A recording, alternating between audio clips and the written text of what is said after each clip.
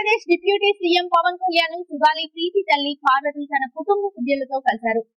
సుగాలి హత్యాచారం కేసును సిబిఐకి అప్పగించమని జీవో ఇచ్చారు కానీ సిబిఐ వరకు వెళ్లలేదని డిప్యూటీ సీఎం కు తెలిపారు. దీంతో ఈ కేసుపై తగిన చర్యలు తీసుకుంటామని ఏపీ మంత్రి పవన్ కళ్యాణ్ మరోసారి హామీ ఇచ్చారు. మా అమ్మాయి సుగాలి ప్రీతిపై అఘాయిత్యానికి పాల్పడి హత్య చేసే కేసును సిబిఐకి అప్పగిస్తూ గత ప్రభుత్వం జీవో ఇచ్చింది.